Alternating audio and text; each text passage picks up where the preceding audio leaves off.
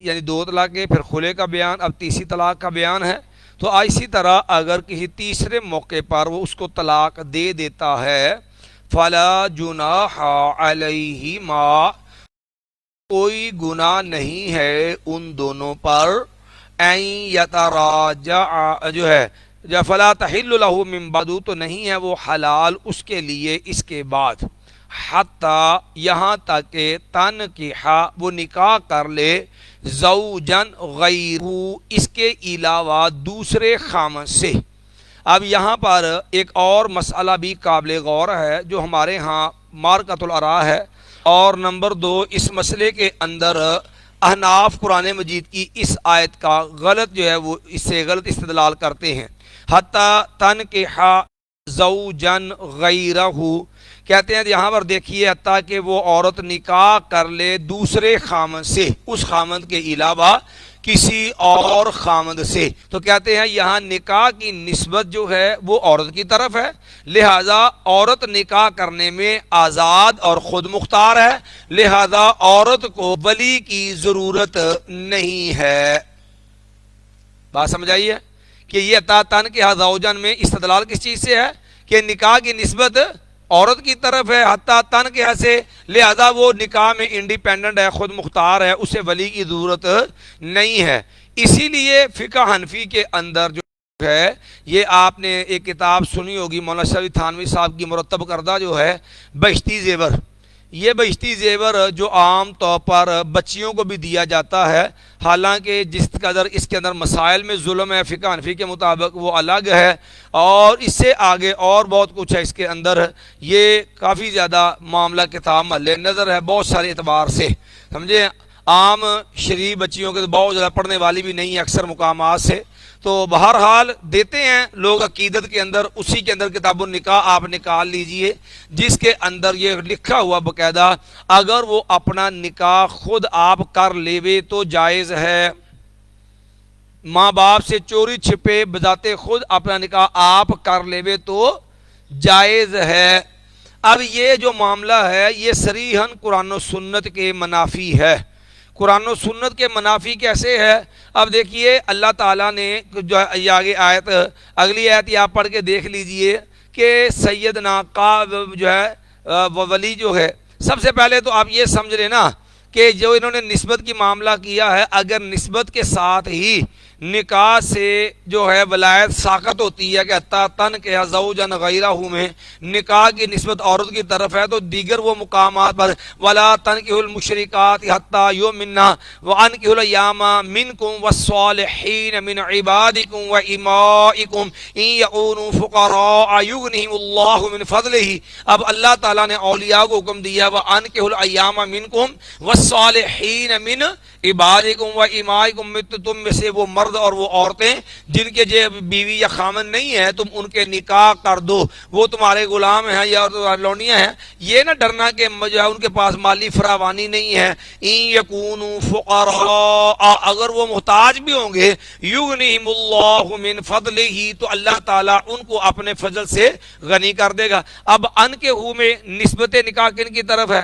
اولیاء کی طرف ہے، اور اسی طرح ماکر بن یسار کا یہ قصہ دے لی فلا تعضلوہن، اولیاء کو اگر حق نہیں تھا تو شریعت نے پھر اس کو رکاوٹ کو جو ہے دور کیوں کیا؟ اسی لیے دور کیا کہ جب وہ راضی ہوں تو پھر تم رکاوٹ نہ بنو، نکاح کر دو۔ تو اولیاء کو مخاطب کر کے یہ بات کہی فلا تعضلوہن ان ینکحن ازواجہن۔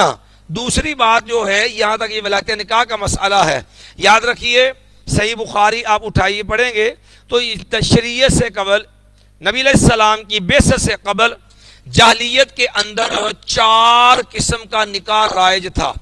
اسلام میں جو نکاح مشروع قرار دیا گیا یہ نکاح تھا ہی وہ نکاح جس کے اندر ولی سرپرست جو ہوتا ہے وہ اپنے زیر تولیت جو بچی ہے اس کا نکاح جو ہے کسی کے ساتھ کرے۔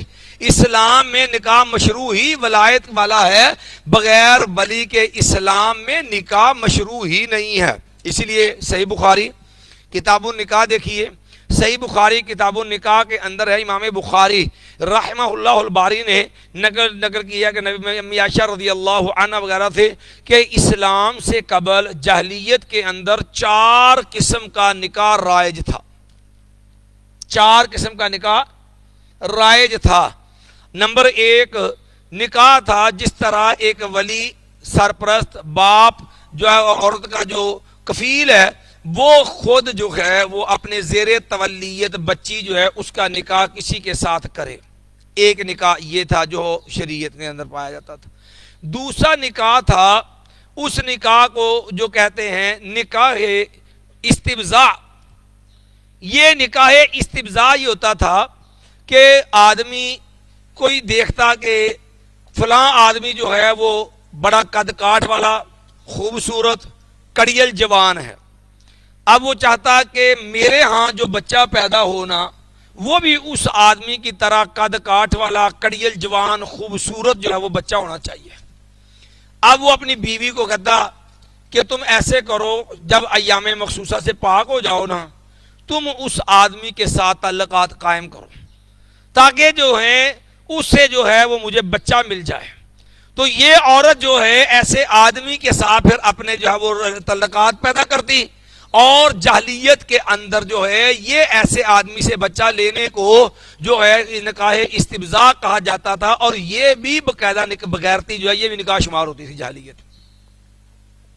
تیسری صورت تھی نکاح کی کہ ایک عورت اس کا 10 بندوں کے ساتھ تعلق ہوتا، 10 آدمیوں سے وہ تعلق رکھتی، اور جب بچہ پیدا ہوتا حمل ٹھہر جاتا، اور جب کوئی بچہ پیدا ہوتا تو وہ ان 10 کے 10 افراد کو بلا لیتی اور بلا کے کہتی دیکھو تم جانتے ہو سارے کہ تمہارا میرے ساتھ جو تعلق تھا، تو اب یہ بچہ جو پیدا ہوا ہے ظاہر ہے یہ تم میں سے ایک کا ہے، اور پھر وہ 10 میں سے جس کے کھاتے میں وہ بچہ ڈال دیتی کہ کہتی فلاں جو ہے وہ یہ بچہ تیرا ہے، تو وہ جو ہے اس کا بچہ شمار ہوتا اور پھر نسب اس کے ساتھ جب منسوب ہو جاتا، اور یہ 10 افراد سے جو تعلق ریلیشن ہوتا تھا جاہلیت کے اندر اس کو بھی نکاح شمار کیا جاتا تھا۔ اور چوتھی صورت جاہلیت کے اندر جو نکاح کے نام پہ رائج تھی وہ یہ تھی صاحب الرایات، یہ جھنڈے والیاں، جیسے ہمارے معاشرے کے اندر یہ متع کے نام پہ فقہ جعفریہ کا فیضان جاری ہے نا، جس طرح چکلے بنے ہوئے ہیں اور یہ زنا کے اڈے ہیں، عورتیں جسم فروشی کرتی ہیں، جو مرضی آئے منہ مارے اور جائے، یہ جو ہے جو فقہ جعفریہ کا فیضان ہے جس طرح کا، اس کو بھی جاہلیت کے اندر جو ہے وہ باقاعدہ نکاح شمار کیا جاتا تھا۔ عورتیں بدن جسم فروش باقاعدہ ان کا پیشہ ور جو ہے یہ عورتیں تھیں، تو ان کے ساتھ یہ ریلیشن جو ہوتا تھا اس کو بھی وہ نکاح شمار کرتے تھے۔ اب یہ اسلام سے قبل 4 قسم کا نکاح رائج تھا، تو اللہ رب العالمین نے اسلام نے جو ہے آنے کے بعد 3 نکاح جو تھے وہ ختم کر دیے، چونکہ وہ نکاح نہیں، وہ ساری بے حیائی اور بے غیرتی ہے، استبزاء بھی، 10 عورتوں سے تعلق بھی، اور یہ صاحب الرایات بھی، اس کو اسلام نے بدکاری زنا قرار دے کر اسلام نے اس کو جو ہے وہ باطل قرار دے دیا۔ اور اس کے بعد ایک نکاح اسلام نے مشروع اور برقرار رکھا، اور وہ نکاح کیا تھا کہ جو ولی اپنے زیر تولیت بچی کا خود کسی کے ساتھ نکاح کرتا ہے۔ اب یہ نکاح جو اسلام نے مشروع رکھا، جس کو روا رکھا، وہ نکاح کون سا ہے؟ وہ ولایت والا ہے، جس میں ولی کا عورت کا ولی جو ہے وہ نکاح کرتا ہے۔ تو اب بغیر ولی کے نکاح کدھر سے آ گیا؟ حالانکہ آپ دیکھیں نبی علیہ السلام کی واضح احادیث ہیں، نبی علیہ السلام نے فرمایا لوگو لا نکاح الا بولی، ولی کے بغیر کوئی بھی نکاح نہیں ہوتا۔ موسیٰ عشری رضی اللہ تعالی عنہ سے صحیح سند سے یہ روایت مروی ہے۔ اسی طرح امی عائشہ رضی اللہ تعالی بیان کرتی ہے لوگو ایما امرأۃ، نبی علیہ السلام نے فرمایا ایما امرأۃ نکاحت بغیر اذن ولیہا، جون سی عورت ولی کی اجازت کے بغیر نکاح کرتی ہے، فنکاحها باطل فنکاحها باطل فنکاحها باطل، تو اس کا نکاح باطل ہے باطل ہے باطل ہے۔ وَإِن دَخَلَ بِهَا، اگر وہ جو ہے اس نکاح کے نتیجے میں ازدواجی تعلق قائم کر لیتے ہیں تو مایا فَلَهَا الْمَهْرُ بِمَا اسْتَحَلَّ مِنْ فَرْجِهَا، تو اس عورت کے لیے جو اس کی عزت حلال کی گئی ہے وہ حق مہر جو ہے وہ اس عورت کو ملے گا۔ لیکن نکاح جو ہے اس کے بعد ناقل بغیر اذن ولی ہے، جو ولی کی اجازت کے بغیر نکاح ہوگا، نبی علیہ السلام نے 3 مرتبہ فنکاحھا باطل فنکاحھا باطل فنکاحھا باطل، وہ نکاح باطل ہے باطل ہے باطل ہے۔ یہی بات سیدنا عبداللہ بن عباس رضی اللہ عنہ سے بھی منقول ہے۔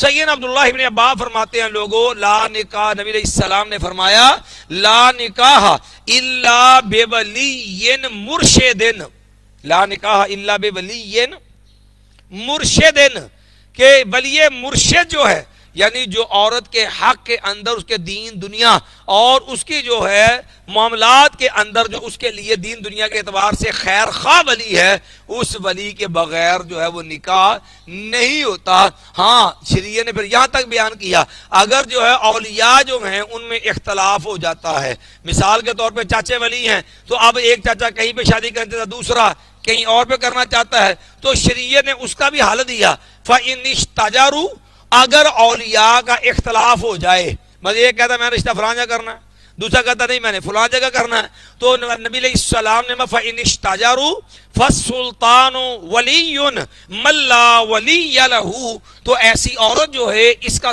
ولی، جس کا سلطان جو ہے وہ ولی ہوگا، حاکم جو ہے وہ ولی ہوگا، یا حاکم کا پھر جو نمائندہ ہے، جیسے ہمارے یہاں مثال تعداد ہوتی ہیں یا یہ چیئرمین شپ ہوتی ہے گورنمنٹ کی طرف سے بلدیاتی الیکشن ہوتے ہیں نا، تو ناظم بن جاتے ہیں یا چیئرمین بن جاتے ہیں، تو چونکہ یہ گورنمنٹ کا جو ہے وہ نمائندہ ہوتا ہے، تو جو ہے اگر کسی ولی کے معاملے میں اختلاف ہو جائے، عورت کو کوئی ولی نصیب نہ ہو یا معاملہ عورت کا ولی نہ ہو، جیسے ہمارے ہاں اس کی ایک صورت یہ بھی پیش آتی ہے کہ عورت کو طلاق ہو گئی، اب ہوتا یہ ہے کہ بچے عورت اپنے بچے ساتھ لے گئی، اب بچے ساتھ لے گئی ہے اور باپ جو ہے اسے تعلق توڑ دیا، انہیں آگے کہیں اور شادی کر لی، اب انہوں نے کبھی تعلق نہیں رکھا اپنے بچوں کے ساتھ، اور یہ بھی نہیں پتا ہوتا کہ باپ کدھر ہے، اب جو بچے کدھر ہے، کیونکہ وہ اختلافات اس نوعیت کا تھا کہ جدائی کے بعد میل جول ختم، سالوں سال بیت گئے، کوئی رابطہ نہیں، کوئی پتہ ہی نہیں کوئی کون کہاں کدھر ہے۔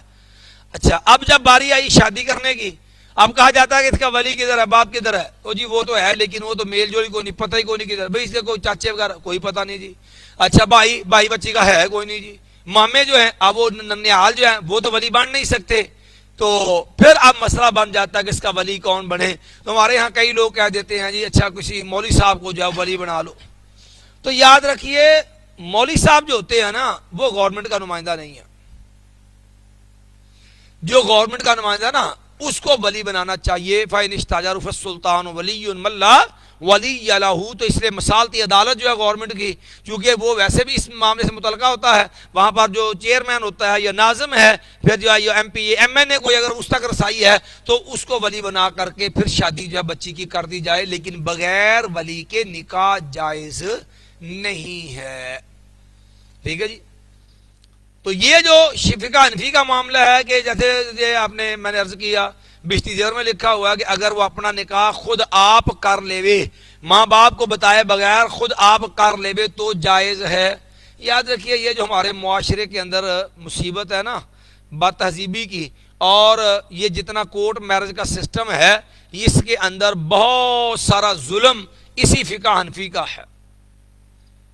کیوں کہ پہلے جب آپ نے لوگوں کو ایک غلط رستہ دے دیا ہے، اب پاکستان آپ دیکھیں نا نکاح کا جو فارم بنا ہوتا ہے نا اس پہ بھی لکھا ہوتا ہے عورت کی طرف سے کوئی وکیل مقرر کیا گیا ہے تو اس کا نام ماں ولدیت وغیرہ، ہم تو وہاں ولی کا نام لکھتے ہیں بغیر اس کو بغیر نکاح نہیں پڑھاتے، لیکن فقہ حنفی کے مطابق اگر وہاں لکھ دیا جائے کہ وہ عورت جو ہے وہ بالغہ ہے اور خود مختار ہے تو یہ فقہ حنفی کے مطابق جو قانون کے مطابق یہ نکاح ہو جائے گا۔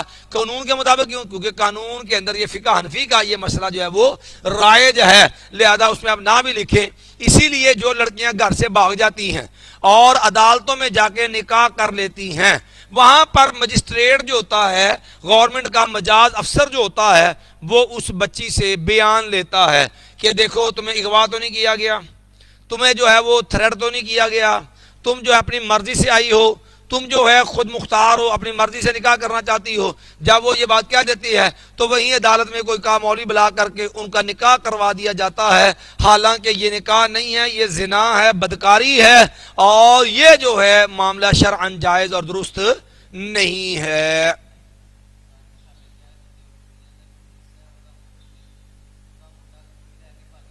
جی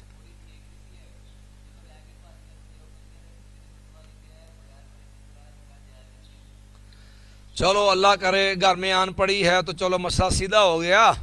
حضرت نے جیسے کہا ہے کہ ہمارے علاقے میں دیوبندی مدرسہ ہے، وہاں کے بچے نے کسی لڑکی کے ساتھ جو ہے وہ اپنا عاشقانہ تعلق تھے، اور اسی عاشقانہ تعلق کے نتیجے میں انہوں نے پھر وہ گھر سے لے آیا نکال کے لڑکی کو، تو اب پھر وہ ظاہر ہے مفتی صاحب کی عزت میں بھی حرف تھا، ان کا بھی سارا ہے جو ایک لوگوں میں تقدس ہے اور دین کے اعتبار سے ان کی جو عزت تھی، ظاہر بات ہے وہ خراب ہونی ہے، کیونکہ لوگوں کے اندر آپ کے ساتھ جو دین کی وجہ سے محبت اور عقیدت ہے آپ کو اندازہ نہیں ہوتا، اسی لیے کہتے ہیں نا کہ علماء جو ہوتے ہیں نا یہ سفید چادر ہوتے ہیں، اہل علماء جو ہوتے ہیں یہ سفید چادر کی مانند ہوتے ہیں کہ جس کے اندر معمولی سا نقطہ بھی کالا لگ جائے نا تو دیکھو سفید چادر پہ ہلکا سا نقطہ سیاہ رنگ داغ بھی لگ جائے بڑی دور سے نمایاں ہوتا ہے وہ، اور اس کے بدلے مقابل جو عوام ہوتی ہے یہ سیاہ چادر ہوتی ہے جس کے اوپر آپ پوری کی پوری جو ہے وہ بالٹی جو ہے وہ سیاہی کی انڈیل دیں تو اس کو فرق نہیں پڑنا، وہ جیسے پہلے تھے ویسے بعد کے اندر عوام کو نہیں،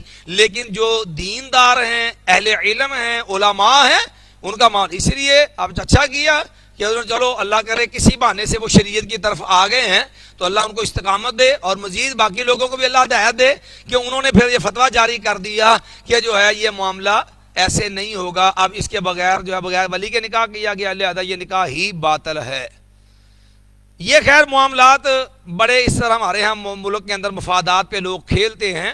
میرے پاس ایک معاملہ ہے آیا، میرے اپنے محلے کا ہے یہ باقاعدہ، اور وہ بریلوی امام مسجد ہے، اور باقاعدہ یہ شالیمار ڈگری کالج کے پاس رہائش مسجد ہے جس کے قریب وہ باقاعدہ امام ہے، اور اس کا بیٹا میرے پاس آ گیا کہ طلاق ہوئی ہے اور اس کو چاہیے تھا فتویٰ کہ کٹھی 3 طلاقیں دے بیٹھا تھا۔ تو میں نے اسے کہا جی کہ پہلی بات تو یہ ہے کہ اگر آپ جو ہے کتاب و سنت کو ماننے کے دعوے دار ہیں، آپ اس پہ عمل کرتے ہیں، نماز پڑھتے ہیں تو میں فتویٰ دے دیتا ہوں، ادروائز میں فتویٰ نہیں دیتا۔ خیر میں اس کو سمجھایا، معاملہ کیا، مسئلہ اس کو میں نے بتا دیا کہ شرن ٹھیک ہے، لیکن میں آپ کو فتویٰ اس سے نہیں دیتا کہ دین مفاد پرستی کا نام نہیں ہے کہ جہاں الو سیدھا کیا وہاں سے جا کے فتویٰ لے کے اپنا الو سیدھا کر لو، بعد میں اپنی من مرضی جو ہے، دین مفاد پرستی کا نام نہیں ہے۔ اگر آپ کتاب و سنت پہ عمل پیرا ہیں، مستقل جو چلنے کا عہد کرتے ہیں اور آپ جو ہے 5 وقت کی نماز پڑھیں گے تو ہم فتویٰ دے دیتے ہیں۔ وہ کہنے لگا جی انشاءاللہ یہ تو باتیں ٹھیک ہے اپنی جگہ پر، کہتا لیکن مجھے تکلیف کسی اور وجہ سے ہے۔ میں نے کہا کیا مسئلہ، کیا بتائیں آپ؟ کہنے لگا کہ یہی مسئلہ ہمارے گھر میں پہلے بھی ہو چکا ہے کہ ہماری بہن جو ہے، ہمارے بہنوئی نے اس کو 3 طلاقیں اکٹھی دے دی تھی۔ کہنے لگے پھر میرے ابا جی نے صلح کروا دی کہ یہ ایک ہی ہوتی ہے طلاق۔ اب کہتا میں دے بیٹھا ہوں تو ابا جی کہتے نہیں 3 ہی ہوئی ہیں، یہ صلح کی گنجائش نہیں ہے۔ ایک ہی گھر ہے، ایک ہی باپ کی ایک بیٹی ہے، ایک بیٹا ہے، بیٹی کا مسئلہ آیا تو باپ نے صلح کروا دی کہ ایک ہی طلاق ہوئی ہے، 3 نہیں ہوتی اس طرح، اور بیٹے کا مسئلہ آیا تو وہاں کہہ دیا کہ نہیں یہ 3 ہی ہوتی ہیں، ایک نہیں ہوتی۔ بہرحال یہ چیزیں تو حافظ اللہ بہلپوری رحمۃ اللہ علیہ بہاولپور کے اندر انہوں نے دعوت کا کام کیا تو وہاں پر انہوں نے خود باقاعدہ رسالہ بہلپور میں لکھا ہے، انہوں نے کہا میں یہاں کتنے علماء ہیں، خاص کر دیوبندی علماء جو بہاولپور میں ان کا زور تھا، انہوں نے کہا میں ان کو بتا سکتا ہوں جن کے گھروں کے اندر فتوے عبداللہ بہلپوری کے گئے ہیں، ان کے گھروں میں صلح ہوئی ہے 3 طلاقوں کے مسئلے کے اندر، کہ اللہ کے بندو اپنے مسئلے آتے ہیں تو ہم سے فتویٰ لے کر کے صلح کر لیتے ہو، جب عوام کو مسئلہ آتا ہے تو ڈانگ کھڑی کر دیتے ہو کہ نہیں لالا کرواؤ۔ یہ تو زیادتی ہے، اپنے لیے قانون اور ہے، عوام کے لیے قانون اور ہے، یہ ظلم نہ کیا کرو۔ تو بہرحال یہ بات تو ضمناً تھی۔ تو اب شریعت نے اب سب سے اگلا مسئلہ یہ سمجھنے والا ہے کہ جب بغیر ولی کے نکاح نہیں تو ولی کون ہوتا ہے؟ یاد رکھیے ولایت نکاح جو ہے اس کی ترتیب بے عین ہی وہی ترتیب ہے جو اسبات کی ترتیب ہے وراثت کے اندر۔ دیکھو اگر باپ موجود ہو تو میت کے بھائی جو ہیں وہ وارث نہیں بن سکتے، کیوں؟ جو باقی ماندہ ہوگا باپ کو ایک حصہ ملے گا صاحب الفروض ہونے کے ناطے، اور باقی جو بچے گا وہ بطور اسبا سارا مال باپ کے پاس چلا جائے گا۔ اس لیے سب سے پہلے ولایت کا حقدار ہوتا ہے باپ، ٹھیک ہے جی۔ اور باپ کے بعد کیا ہوتا ہے؟ اگر میں جو ہے وہ عورت بیوہ، اس کا بچہ جوان ہے، تو پھر جو ہے وہ بیٹا اس کا جو ہے وہ ولی ہوگا. ٹھیک ہے جی. تو اس لیے جو ہے باپ کے بعد بیٹا، اور اگر بلکہ دیکھا جائے تو بیٹا، اگر جس عورت کا بیٹا موجود ہے اس کو باپ کا، اس کا جو ہے وہ دوسرے نمبر پہ آئے گا، کیونکہ اسبات کے اندر بیٹا موجود ہو تو جو ہے وراثت میں بیٹے کے ہوتے ہوئے باپ جو ہے وہ اسبا نہیں بنتا. ٹھیک ہے جی. تو اس لیے جو ہے سب سے پہلے باپ، پھر بیٹا، اور اگر بیٹا نہیں تو پھر جو ہے وہ عورت کے بھائی جو ہیں وہ اس کے جو ہے وہ ولی بنیں گے، اور چچا ولی بنیں گے. اگر چچا وغیرہ بھی نہیں ہے، بھائی نہیں ہے، تو بھائی کے بعد چچا بنیں گے. یہ چار ترتیب، سب سے پہلے باپ، پھر بیٹا، پھر جو ہے بھائی، اور اگر بھائی بھی نہیں تو پھر اس کے بعد کیا ہوں گے؟ چچا جو ہیں وہ بنیں گے. یہ اسی ترتیب کے ساتھ جو ہے یہ ولایت ہوگی. یعنی یوں کہہ لیجئے کہ اگر باپ موجود ہے عورت کا تو باپ کی موجودگی میں بھائی ولی بن کے نکاح نہیں کروا سکتے، الا یہ کہ باپ حق ولایت تفویض کر دے، وہ کہہ دے اب کسی جو وکیل مقرر کر دے کہ ٹھیک ہے اجازت ہے تم نکاح کروا دو، تو وہ موقع پہ جو وکیل بن کے نکاح کروا دے. کیونکہ ولی کا موقع پہ ہونا شرط نہیں ہے، ولی کی اجازت اذن شرط ہے. کیونکہ نبی علیہ السلام ایما امرأۃ نکحت بغیر اذن ولیہا، جون سی عورت اپنے ولی کی اجازت کے بغیر نکاح کرتی ہے تو اذن ولی جو ہے وہ لازم اور ضروری ہے. تو اس لیے یہ جو معاملہ ہے یہ بھی انتہائی تکلیف دہ ہے کہ جب شریعت کے اس مسئلے کو پس پش ڈال دیا گیا اور نکاح کے اندر ولایت کو کمزور کر دیا گیا اور فقہی موش گافیوں کے نتیجے میں عورتوں کو خود مختار کر دیا گیا، اس کا نتیجہ ہے کہ آئے دن یہ کیسے نظر آتے ہیں کہ فلاں لڑکی گھر سے بھاگی. ایک تو یورپ کی جو تہذیب ہے اس کا ہمارے ملک کے ہماری جو تہذیب پہ یلغار ہے کہ آئے دن کبھی میراتھن ریس ہے، کبھی جو ہے وہ عورت مارچ کے نام پہ آزادی ہے، پھر کہیں پر این جی اوز ملک کے اندر مختلف کھڑی ہیں جن کا مشن ہی عورتوں کو جو ہے وہ باقاعدہ مذہبی عورتوں کو جو ہے وہ تحفظ کے نام پہ، شیلٹر کے نام پہ ان کی عزت کو اچھالنا ہے اور یہ پراپیگنڈا کرنا کہ یاد باللہ اسلام جو وہ عورتوں پہ تشدد کرتا ہے اور اس کے نتیجے کے اندر عورتوں کو بے رحمی کے اوپر ڈالا جاتا ہے.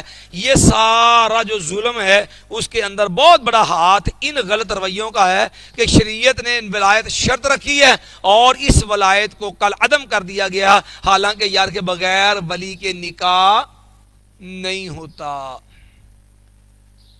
چلیے جی، مشروط نکاح، اب ایک اور انداز سے بات دیکھیے، مشروط نکاح بھی نہیں ہوتا اور بغیر ولی کے بھی نکاح نہیں ہوتا. اور ہم نے آپ کو پیچھے عدت طلاق وغیرہ کی بیان کی تھی. ٹھیک ہے جی. یاد رکھیے جو عورت حاملہ ہو، جو عورت حاملہ ہو، یاد رکھیے حاملہ عورت کا بھی نکاح نہیں ہوتا جب تک وہ بچے کو جنم نہ دے لے، خواہ وہ حمل اس کے اپنے اصل خامد سے ہو یا وہ حمل جو ہے وہ زنا کا حمل ہو. وَأُولَاتُ الْأَحْمَالِ أَجَلُهُنَّ أَن يَضَعْنَ حَمْلَهُنَّ. اللہ تعالیٰ نے فرمایا کہ حمل والی عورتیں جو ہیں ان کی عدت جو ہے وہ بحمل کو وضع کر لینا ہے، جنم دے لینا ہے. تو اس لیے ایسی عورت جو حبلہ بالزنا ہے، یاد رکھیے اس کا بھی نکاح جائز اور درست نہیں ہے.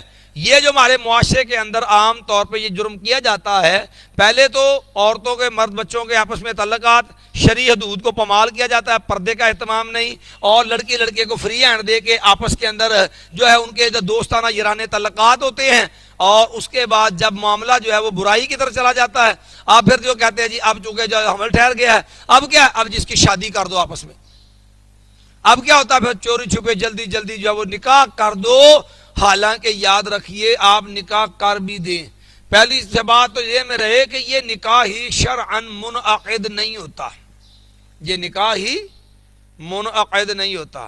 نمبر دو، نکاح کر بھی دیا جائے، یہ جو حمل ہے اس سے پیدا ہونے والی بچی یا بچہ وہ اس زانی کا وارث نہیں، زانی اس کا وارث نہیں اور نسب ثابت نہیں ہوگا. بات سمجھے؟ یہ جو زنا کے جو ہے نطفے سے بچہ پیدا ہوگا، یاد رکھیے اس نطفے سے وہ زانی کے ساتھ اس کا نسب ثابت نہیں ہوگا، اور جب نسب ثابت نہیں یہ ایک دوسرے کے وارث بھی نہیں ہوں گے۔ کیوں کہ یہ نطفہ زنا ہے، نطفہ صفاح ہے، نطفہ نکاح نہیں۔ نسب ثابت ہوتا ہے نطفہ نکاح سے، نہ کہ نطفہ صفا سے اور زنا سے۔ اس لیے یہ چیز بھی ملحوظ خاطر ہے کہ ایسے تعلقات ریلیشن کے نتیجے میں جو نکاح کر دیا جاتا ہے یہ بھی جب وہ نسب ثابت نہیں کر سکتا۔ چلیے جی، تو میں فلا تحل له من بعد، تو نہیں ہے وہ عورت حلال اس کے لیے اس کے بعد، حتی یہاں تک کہ تنکح زوجا غیرہ، یہاں تک کہ وہ نکاح کر لے اس کے علاوہ دوسرے خامند سے۔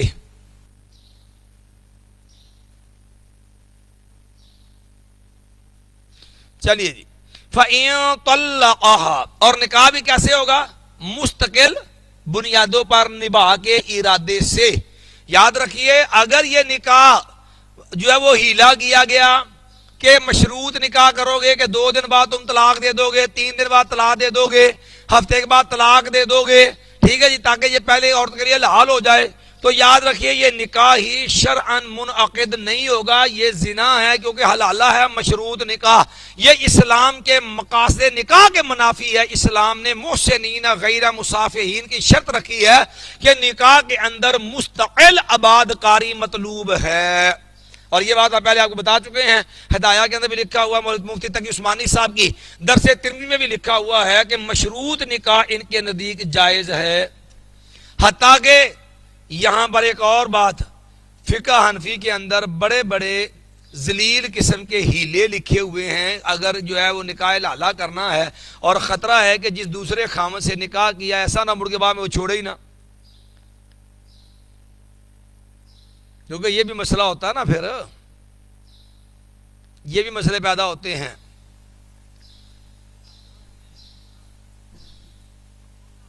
جی باقاعدہ نکاح ہوتا چوری ہے، چونکہ بیوی کا نکاح کیا ہوتا نا اس نے، لوگ عزت سے نکاح کرتے ہیں بہنوں کے بیٹیوں کے، بیوی کا نکاح کون کرتا ہے؟ کیونکہ یہ بغیرتی ایسی ہے کہ اس میں خاوند کو بیوی کا نکاح کرنا ہوتا ہے، اس لیے یہ چوری چھپی ہوتا ہے، نکاح پڑھا جاتا ہے وہاں پہ، لیکن چوری وہ گھر کے اندر ہی دیور کے ساتھ، جیٹھ کے ساتھ، ٹھیک ہے، یہ کسی کزن کے ساتھ، یہ اس انداز سے ہوتا ہے چوری چھپے۔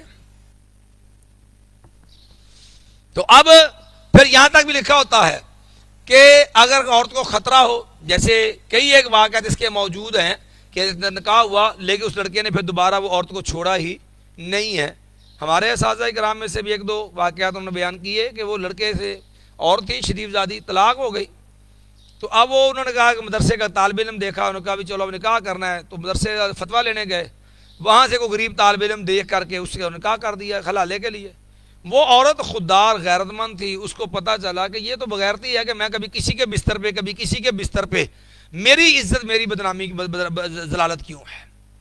اس نے اپنے اس بندے لڑکے سے کہا جو طالب علم تھا، اس نے کہا ہے کہ دیکھ بات یہ ہے کہ میں بے غیرت نہیں ہوں کہ میں کبھی کسی کے بستر پہ جاؤں کبھی کسی کے بستر پہ، دیکھ تیرا میرا نکاح ہو گیا نا، اب تو نے مجھے طلاق نہیں دینی، رہ گیا تیرا مسئلہ کہ تو کماتا کچھ نہیں ہے، تو مدرسے پڑھتا ہے، انہوں نے کہا میں صاحب سیت ہوں، مالدار عورت ہوں، میرے پاس فراوانی ہے مال کی، خرچے سارے میں خود چلاؤں گی، تم جو ہے مجھے طلاق نہیں دینی، میں اپنی عزت کو رسوا نہیں کرنا چاہتی۔ تو انہوں نے کہا پھر اب اگر کچھ دن گزرے، وہ آ گیا بندہ جس کی بیوی تھی، وہ کہنے لگا جی میری بیوی کو طلاق دے، کہتا بیوقوف نہ ہو تو، اور بیوی تیری طلاق میں نے دینی ہے؟ بیوی تیری ہے طلاق میں دوں، یہ کیسے ہوتا ہے؟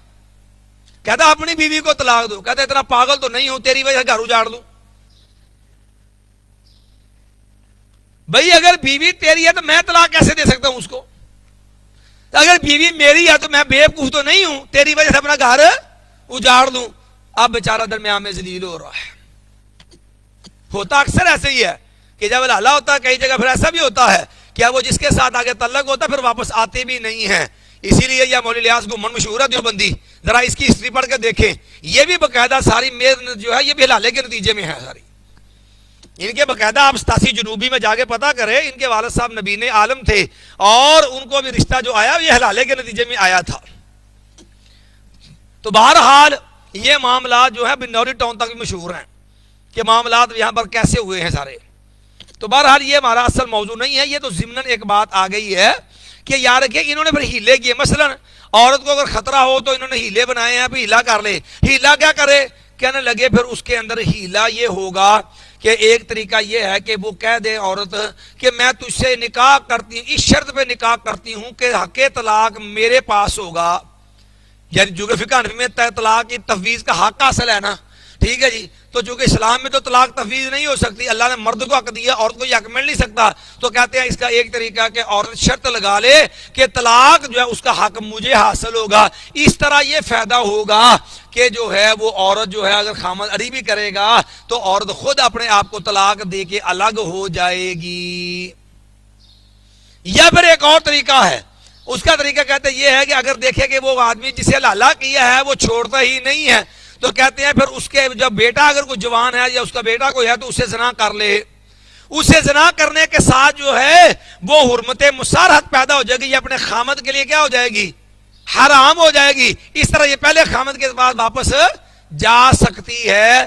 اس سے بھی بڑھ کے بڑے بڑے عجیب قسم کے ہیلے آپ کبھی جو فتاوی عالمگیری 500 حنفی علماء کا اجماعی فتاوی پڑھ کے تو دیکھیں کہ اس کے لیے کتنے ہیلے موجود ہیں. ہر چیز میں ہیلے ہیں.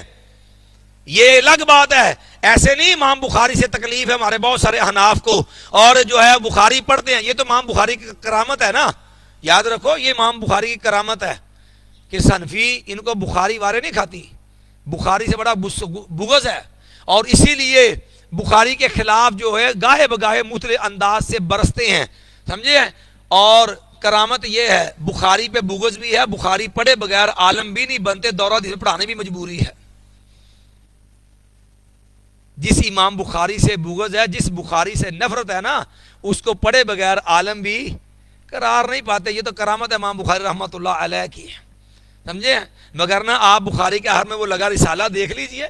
امام بخاری نے جگہ جگہ جہاں فرقے باطلہ کا رد کیا ہے تو امام بخاری کا انداز ہے قال بعض الناس. امام بخاری فرماتے، بعض لوگ یہ فرماتے ہیں. امام بخاری کا بڑا شاندار انداز ہے، نام بھی نہیں لیتے، سام بھی مر جائے سوٹا بھی بچ جائے، نام بھی نہیں لیتے اور چھوڑتے بھی نہیں ہیں، باطل نظریات کو نقل کرتے ہیں. قال بعض الناس، اور پھر ان کا باطل نظریہ نقل کر کے حدیث لا کر کے قرآن کی آیت لا کر کے جو ہے وہ ساتھ ساتھ ان باطل نظریات کا رد کر دیتے ہیں. اب ظاہر ہے اس کے اندر فقہ حنفی کو رگڑا لگا. امام بخاری نے 16 سال کی عمر میں فقہ حنفی پہ عبور حاصل کر لیا تھا پورا. اب اسی لیے بخاری کے آخر میں رسالہ لگا دیا دافع الوسواس فیما قال بعض الناس. دافع الوسواس فیما قال بعض الناس، کہ یہ جو بخاری پڑھتے ہوئے شبہ پیدا ہوتا ہے نا کہ امام بخاری نے یہ جو رگڑا نکالا ہے یہ فقہ حنفی کو رگڑا نکالا ہے، تو اس سے جو شبہات پیدا ہوتے ہیں ان شبہات کا ازالہ کرنے والا رسالہ، اس شبہات کو ختم کرنے والا رسالہ دافع الوسواس فیما قال بعض الناس. اسی لیے امام بخاری نے کتاب الحیل نقل کیا ہے.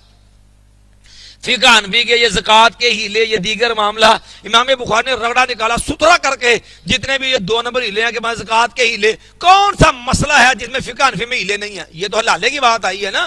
فقہ حنفی یہودیانہ ہیلوں کا بدترین مرکب ہے،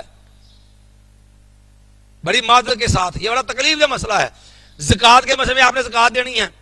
اب آپ کو پتا ہے کہ زکوٰۃ فرض ہونے کے قریب ہے، تو کل زکوٰۃ فرض ہو جانی ہے، تو ایک دن پہلے خامد بیوی سے کہا دے او اللہ کی بندی تیرا مال میرا مال، تو بیوی ہے اپنے کون سی لاگ جا میں سارا کچھ تجھے بھاگ گیا.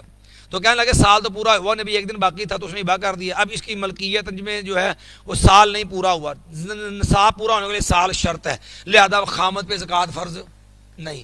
کچھ دن گزرے بیوی کہتی اللہ کے بندے تیرا مال میرے کو لگ تھوڑا ہے، جب میرا مال میں تجھے ہی باقی ہے، تو وہ اس نے بیوی کو دے دیا. اب خامد پہ بھی زکوٰۃ نہیں اور بیوی پہ بھی زکوٰۃ نہیں ہے. خامد پہ اس لیے اس پہ سال پورا نہیں ہوا تھا، تو زکوٰۃ فرض ہونے کے شرط ہے کیا؟ زکوٰۃ.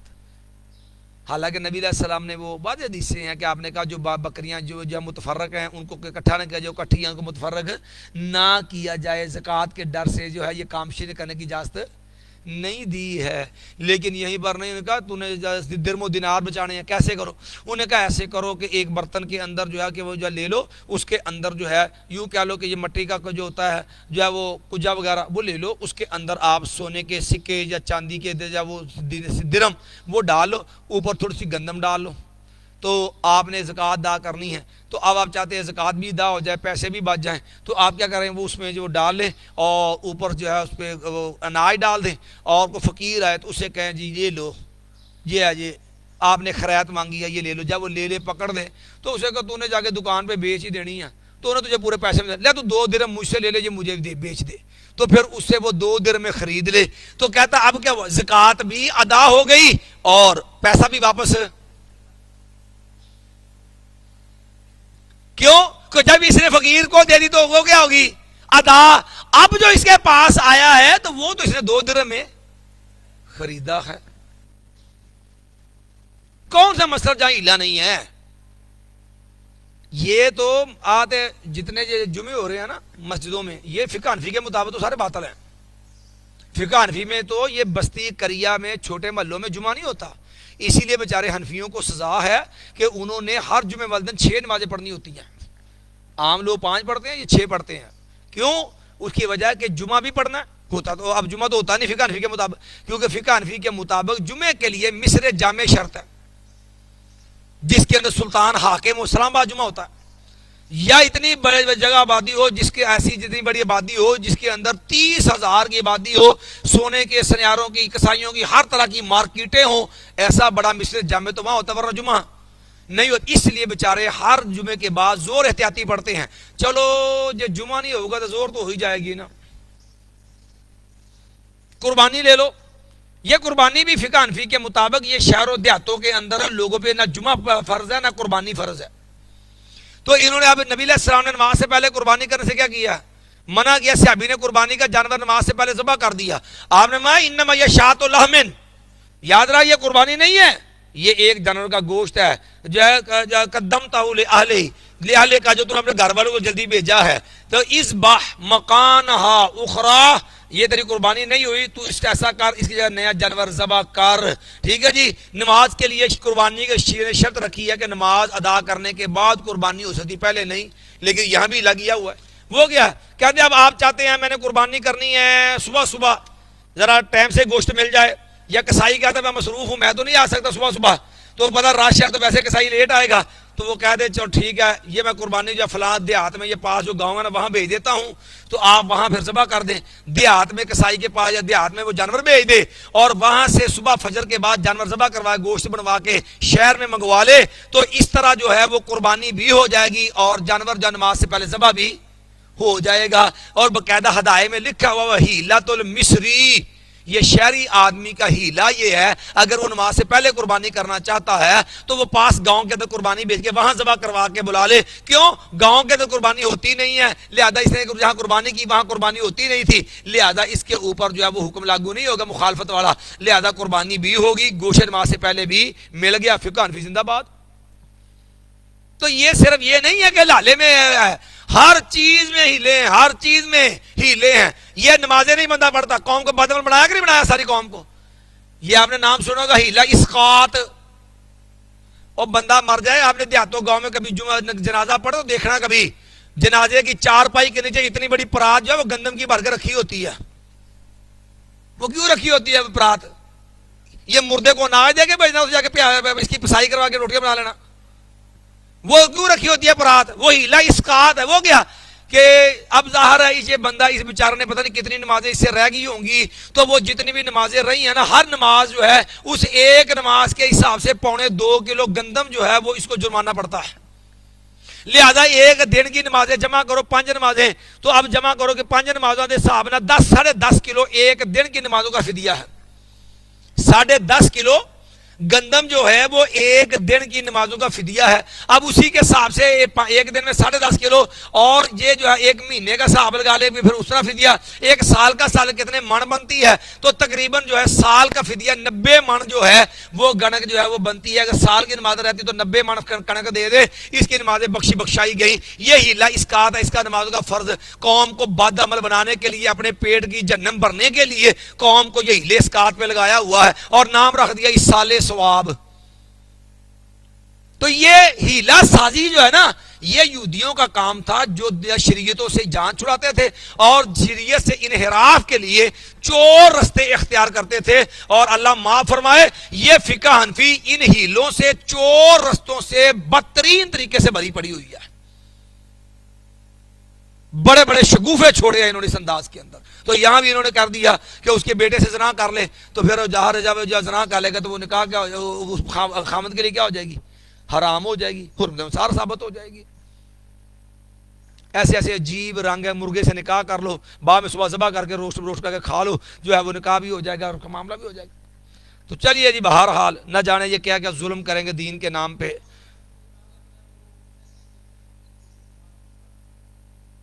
وہ گاؤں میں ہوگا نا, تو اصل میں اس کو یہ ذبح اس بھائی بزرگوں نے کہا ہے کہ ہمارے ایک عالم ہے وہ فجر کے بعد ذبح کر دیتے ہیں.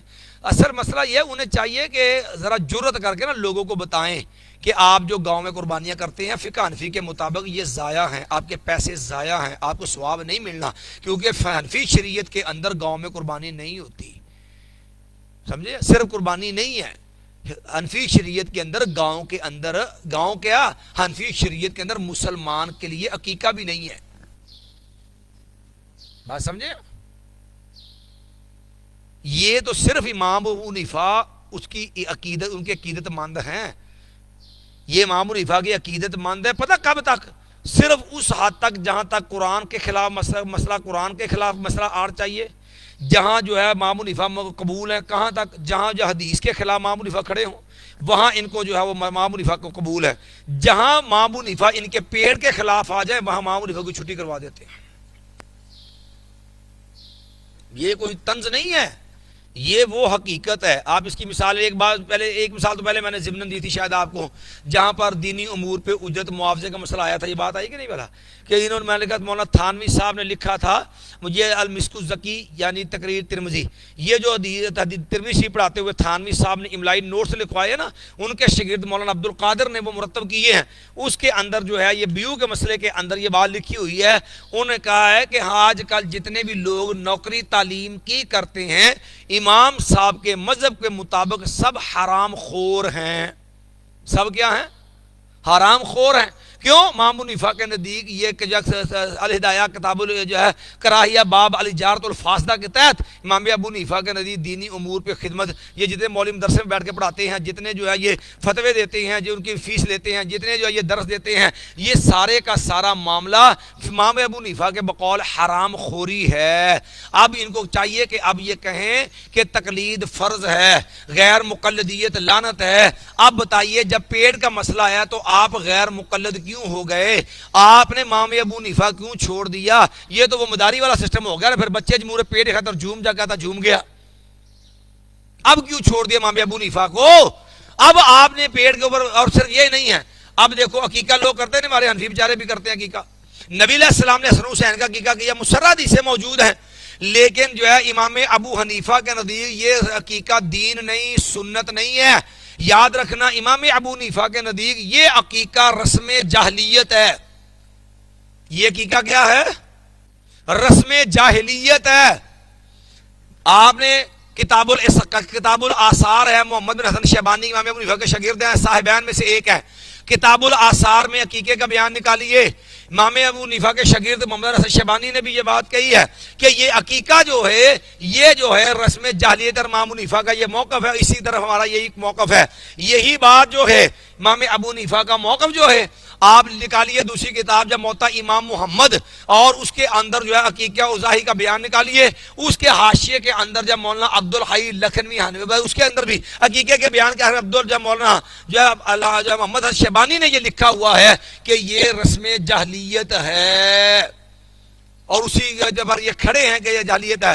یہ کتاب الاثار بھی موطا امام محمد بھی دونوں کتابیں نکال لیں. لیکن اب دیکھو عوام کو بیوقوف بناتے ہیں. ظلم دیکھنا. المیہ یہ ہے کہ دین کے نام پہ دھوکہ کرتے ہیں لوگوں سے اپنے پیٹ کی خاطر. وہ دھوکہ کیا؟ آپ نے دیکھا کہ جب گائے بنتی ہے قربانی کی گائیں آتی ہیں تو کیا ہوتا ہے؟ باقاعدہ بینر لگے ہوتے ہیں. میں نے تو ان آنکھوں سے جانور کے اوپر بینر باندھے دیکھے ہیں کہ جو ہے قربانی کے حصوں میں عقیقہ کرنے والے بھی حصہ ڈال سکتے ہیں. بڑے گوشت میں عقیقہ کرنے والا بھی حصہ. اب بندہ پوچھے حضرت اتنا تو ظلم نہ کریں, خدا کا خوف ہے, مرنا ہے. آپ کے نزدیک تو پہلے نمبر پہ عقیقہ رسم جاہلیت دین ہے ہی نہیں. عقیقہ کیا ہے؟ رسم جاہلیت ہے.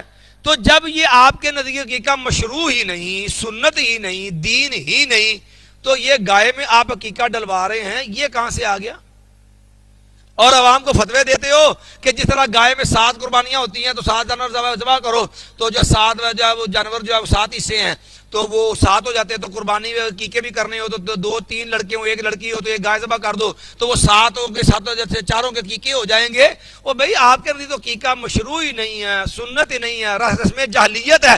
صرف گوشت کھانے کے لیے, اپنی گائے کھالیں زیادہ جمع کرنے کے لیے آپ نے عوام کو بیوقوف بنایا کہ وہ حرام کھاتے ہیں اس نام پہ. بہرحال یہ بات ضمن تھی, بات چلی تھی اس پر کہ جو ہے فَإِن طَلَّقَهَا, تو اب جو ہے اس نے جو ہے نکاح کرے, اگلا خامن طلاق دے دے. اب وہاں خطرہ ہوتا ہے کہ اسے طلاق دینی نہیں ہے, تو پھر اس کے لیے ہیلے بنا لیے, اس کے لیے شرطیں لگا دی کہ آپ عورت کو بتایا کہ تو نے جان کیسے چھڑانی ہے اس خامن سے.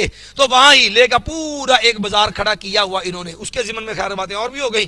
فَإِن طَلَّقَهَا, تو اگر وہ طلاق دے دیتا ہے اس کو, یعنی وہ طلاق اپنی مرضی سے دے, شرط نہ ہو, نہیں زین ملا, کسی وجہ سے ناراضگی ہو گئی, تو پھر جو ہے اگر اس کے نیت ارادہ ہو جو میں نے چھوڑ دینا, میں نے حلال کرنا ہے, تو یاد رکھے انما الاعمال بالنیات, تو یہ نکاح نہیں ہوگا, یہ طلاق زنا کا ہوگا. بیوی پہلے خامد کے لیے حلال نہیں ہوگی, کیونکہ نکاح کے ذریعے, شرعی نکاح کے ذریعے بیوی حلال ہوتی ہے, زنا کے ذریعے عورت کوئی حلال نہیں ہوتی. چلیے جی, فَإِن طَلَّقَهَا فَلَا جُنَاحَ عَلَيْهِمَا, تو اگر وہ طلاق دے دے وہ دوسرا خاوند اس کو, تو فلا جناح علیہما, تو نہیں ہے کوئی گناہ ان دونوں پر, ان یتراجعا, کہ وہ دونوں جو ہے آپس میں صلح کر لیں, رجوع کر لیں, ان ظنا, اگر دونوں کا گمان ہو, ان یقیما حدود اللہ, کہ وہ قائم رکھیں گے اللہ کی حدوں کو, وتلک حدود اللہ, یہ اللہ کے قانون ہیں, اللہ کی حدیں ہیں, یبینھا, وہ کھول کے بیان کرتا ہے, اچھی طرح وضاحت سے بیان کرتا ہے ان کو, لقوم یعلمون, ایسے لوگوں کے لیے جو جانتے ہیں. وَإِذَا طَلَّقْتُمُ النِّسَاءَ, اور جب تم طلاق دے دو عورتوں کو, فَبَلَغْنَ أَجَلَهُنَّ, اور وہ پہنچ جائیں اپنی عدت کو. ٹھیک ہے جی, اللہ اکبر. مایا اب وہ اپنی فَبَلَغْنَ أَجَلَهُنَّ, تو وہ پہنچ جائیں اپنی عدت کو, اب عدت کو پہنچنے کے قریب ہو جائیں. فَأَمْسِكُوهُنَّ بِمَعْرُوفٍ, تو بس تم روک لو ان کو اچھے طریقے سے, عمدہ طریقے کے ساتھ. او سرحوهن بمعروف, یا تم چھوڑ دو ان کو جو ہے شائستگی کے ساتھ, عمدہ طریقے سے چھوڑ دو. اب دیکھو یہاں بھی عدت پوری ہونے کو ہو رہی ہے, عدت ختم ہونے کو جا رہی ہے, تو ابھی تمہارے پاس جو اختیار ہے وہ دو ہی ہیں, یا صلح کر کے گھر آباد کر لو, یا عدت پوری ہونے دو تاکہ جو ہے وہ نکاح ٹوٹ جائے, پھر تم بھی آزاد, وہ عورت بھی آزاد ہے.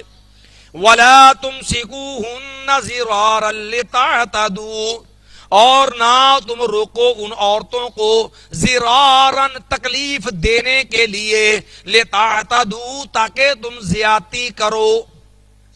اس لیے صلح کر لینا کہ اب میں جو ان کو جو ہے وہ انتقام لوں گا, ان پہ ظلم کروں گا, یا اس کو جو ہے نکاح میں واپس لا کر کے پھر ان کو جن کی تذلیل رسوائی کروں گا, تو یاد رکھیے یہ انتقامی کارروائیوں کے لیے صلح کرنی اور بیوی کے اوپر تو ظلم و تشدد کے لیے کرنا، یا اسی طرح جو ہے عورت کے خاندان کو ذلیل رسوا کرنے کے لیے صلح کر لینا، اسلام اس بات کی اجازت نہیں دیتا۔ مایا ولا تمسکوہن، اور نہ تم روکو ان عورتوں کو ضرارا نقصان دینے کے لیے، تکلیف دینے کے لیے، لتعتدوا تاکہ تم زیادتی کرو، ومن یفعل ذلک، لوگوں یاد رکھو جو کوئی یہ کام کرے گا، دیکھو ظاہری طور پر تم نیکی کر رہے ہو نا، صلح کر رہے ہو، لیکن اندر تمہاری نیت ارادہ ظلم زیادتی کا ہے۔ میں اگر معاملہ اس نوعیت کا ہوگا تو یارو اللہ تو سارے معاملہ جانتا ہے نا، ومن یفعل ذلک، جو کوئی ایسا کرے گا،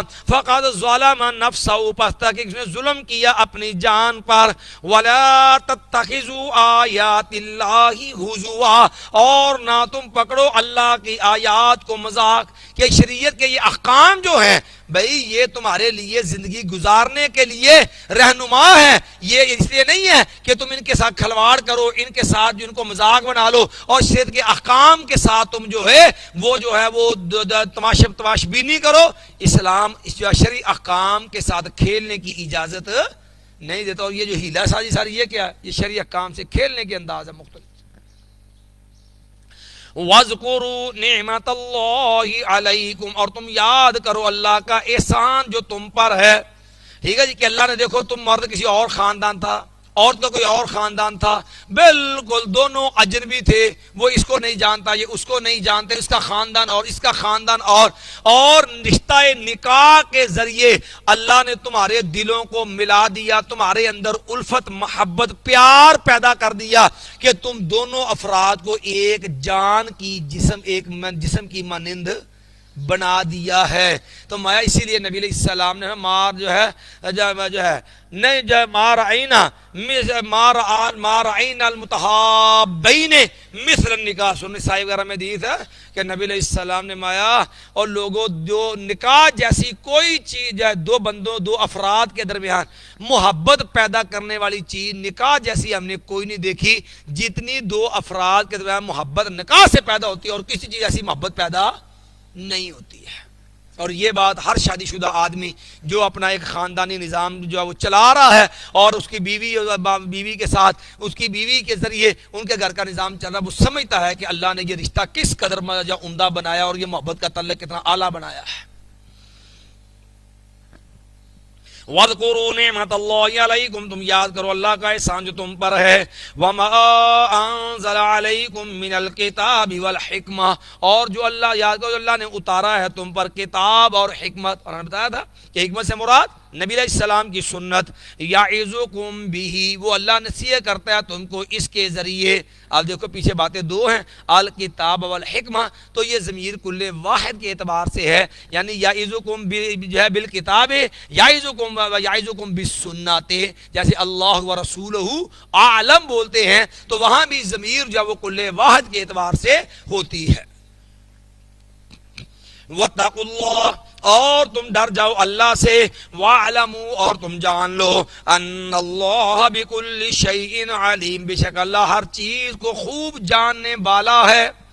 وَإِذَا طَلَّقْتُمُ النِّسَاءَ، اور جب تم طلاق دے دو عورتوں کو، اب آ گیا جو ہے تجدید نکاح کا مسئلہ۔ یہ آیت جو ہے اس کا پس منظر یہ ہے، صحیح بخاری کے اندر ہے، صحابی رسول سیدنا معقل بن یسار رضی اللہ تعالی عنہ، سیدنا معقل بن یسار رضی اللہ عنہ جو تھے نا، ان کی بہن جو تھی نا اس کو ہو گئی طلاق۔ اس کو جب طلاق ہو گئی تو اب مسئلہ یہ بنا کہ عدت ختم ہو گئی، عدت ختم ہونے کی وجہ سے ان کا نکاح ٹوٹ گیا۔ خیر وقت گزرنے پر دونوں افراد میں احساس پیدا ہو گیا کہ جو معاملہ ہوا نا غلط ہوا، جو بھی معاملہ تھا ہمیں اس حد تک نہیں جانا چاہیے تھا کہ ہم جدا ہو جاتے۔ اب انہوں نے چاہا دونوں نے کہ ہم جو ہے وہ شادی کر لیں، نکاح کر لیں۔ یہ معقل بن یسار رضی اللہ عنہ جو تھے، ان کا جو بہنوئی تھا نا ابو البداح رضی اللہ عنہ، ابو البداح وہ جو تھے وہ سیدنا معقل رضی اللہ عنہ کے پاس آئے اور آگے کہنے لگے کہ آپ اپنی بہن کا نکاح میرے ساتھ کر دے، چلو میں جو غلط فہمیاں تھی، جو معاملہ تھا وہ ہو گیا، تو ہم دوبارہ ملنا چاہتے ہیں، اکٹھا رہنا چاہتے ہیں۔ سیدنا ماق رضی اللہ عنہ غصے میں آ گئے، کہنے لگے زوجتو کا وفرشتو کا واکرمتو کا، کہ ابو البدا تو دیکھ، میں نے تجھ سے بہن کی شادی کی، میں نے تجھے جینے کے لیے، زندگی گزارنے کے لیے گھر عطا، جو ہے وہ بیوی کا والا ماحول متعین عطا کیا، میں نے تجھے اپنے گھر سے رشتہ دے کے تجھے عزت سے نوازا، تو نے یہ ہماری قدر کی ہے، طلقتہ، تو نے طلاق دے دی، تمہیں ہماری نیکی کا کوئی احساس ہی نہیں ہے، اب تو آیا وجہ تختبہ، اب تو آ گیا پیغام نکاح لے کے دوبارہ شادی کر دوں۔ تو انہوں نے قسم اٹھا دی، کہنے لگے واللہ لا تعود الیک ابدا، کہنے لگے اللہ کی قسم، اب یہ جو ہے جو میری بہن جو ہے نا، اب یہ تیرے نکاح میں واپس نہیں آ سکتی، واللہ لا تعود الیک ابدا، یہ کبھی تیرے نکاح میں نہیں لوٹے گی۔ اب جب یہ قسم اٹھا دی تو ابو البداح رضی اللہ عنہ جو سیدنا ماق بن یسار کے بہنوئی تھے نا، وہ چلے گئے رسول اللہ صلی اللہ علیہ وسلم کے پاس، اور نبی علیہ السلام سے پاس جا کے مسئلہ عرض کیا کہ یا رسول اللہ یہ معاملہ، طلاق ہوئی تھی، اب ہم میاں بیوی آپس میں نکاح کرنا چاہتے ہیں، دوبارہ گھر آباد کرنا چاہتے ہیں۔ تو نبی کریم صلی اللہ علیہ وسلم نے ابھی کچھ نہیں فرمایا، جبریل امین یہ آیات لے کے آ گئے کہ یا ایھا الذین آمنوا وَإِذَا طَلَّقْتُمُ النِّسَاءَ، اور جب تم طلاق دو عورتوں کو، فَبَلَغْنَ أَجَلَهُنَّ، اور وہ عورتیں اپنی عدت کو پہنچ جائیں، ان کی عدت پوری ہو جائے، فَلَا تَعْضُلُوهُنَّ، تو نہ تم انکار کرو ان عورتوں کے لیے، ٹھیک ہے جی، أَن يَنكِحْنَ أَزْوَاجَهُنَّ، کہ وہ جو ہے نکاح کر لیں اپنے خامدوں سے، اذا تراضوا بینہم بالمعروف، جب وہ راضی ہوں آپس کے اندر اچھے طریقے میں، تم ان میں رکاوٹ نہ بنو جو ہے ان عورتوں میں جو ہے آپس کے اندر جو ہے وہ نکاح کرنے میں۔ اب یہ آیت بھی دلیل ہے کہ اوقات جو ہے آدمی اگر ایک طلاق دے بیٹھا ہے تو شرن چونکہ ایک وقت میں آدمی کو حق بھی صرف ایک طلاق کا حاصل ہے، اس کے بعد جو اختیار ہے وہ دو چیزوں کے اندر ہے، یا وہ صلح کرے گا یا وہ عدت پوری ہونے دے گا۔ دوران عدت خامد کو دوسری طلاق دینے کا کوئی حق نہیں ہے، اگر وہ طلاق دیتا بھی ہے، جیسے ہمارے یونین کونسل وغیرہ ہوتی ہیں ہر مہینے نوٹس بھیجتا ہے، تو یاد رکھیے یہ طلاق اس کی شریعت کی خلاف ورزی کی وجہ سے باطل، کنڈم اور کل عدم ہوگی، ٹھیک ہے، اور عدت پوری ہونے کے بعد یہ نکاح جو ہے وہ خود بخود ختم ہو جائے گا، نکاح ٹوٹ جائے گا۔ ہاں البتہ اگر جو ہے عدت کے اندر یہ صلح کر لیتا ہے تو پھر یاد رکھیے اس کا ایک حق جو تھا وہ اس نے استعمال کر لیا خامن نے، ایک طلاق اس کی جو تھی اس کا چانس ایک ختم ہو گیا، ان کا عدت کے اندر صلح ہونے کی وجہ سے ان کا نکاح برقرار ہے، اور بقیہ زندگی کے اندر اب جو ہے یہ دو طلاقیں جو ہیں اس کا حق اس کے پاس باقی ہے۔ اور اگر اس آدمی نے طلاق دے دی تھی، عدت ختم ہو گئی ہے، اور عدت ختم ہونے کے بعد اب جو ہے نکاح ٹوٹ گیا، اب یہ اگر دوبارہ آباد ہونا چاہتے ہیں تو اس آباد کاری کے لیے پھر اس کے اندر جو ہے وہ شرعی طریقہ یہ دوبارہ نکاح کریں گے، اسی طرح جو ہے ولی بھی ہونا ضروری ہوگا، دو گواہ ہوں گے، نئے سرے سے یہ حق مہر جو ہے وہ بھی ادا کرے گا، جو نکاح کی ساری شرائط ہیں وہ پوری کی جائیں گی۔ البتہ اب یہاں پر ایک مسئلہ ہے جو اہل علم کے اندر مختلف فی ہے، وہ مسئلہ یہ ہے کہ جب بندہ رجی طلاق کے بعد نکاح ختم ہو گیا، اب تجدید نکاح ہوئی ہے، نیا نکاح کیا گیا ہے، تو کیا اب جب اس نے اس عورت سے دوبارہ نیا نکاح کیا ہے تو اب اس کے پاس بقیہ زندگی میں طلاق، مثال ایک ہی طلاق اس نے دی تھی، عدت مکمل ہو، نکاح ٹوٹ گیا، اب اس کے پاس بقیہ زندگی میں دو طلاقوں کا حق باقی ہوگا، یا اس کے پاس تین طلاقوں کا ہی پورا حق باقی ہوگا، نکاح نیا ہوا ہے، کون سا حق ہوگا؟ دلیل یہ تو مسئلہ ہے مولانا، اتنا سیدھا مسئلہ ہو تو ہر بندہ نہ کر لے حل، یہی تو مسئلہ ہے، اسی تو میں نے یہاں پہ آپ کو روکا ہے تھوڑا سا۔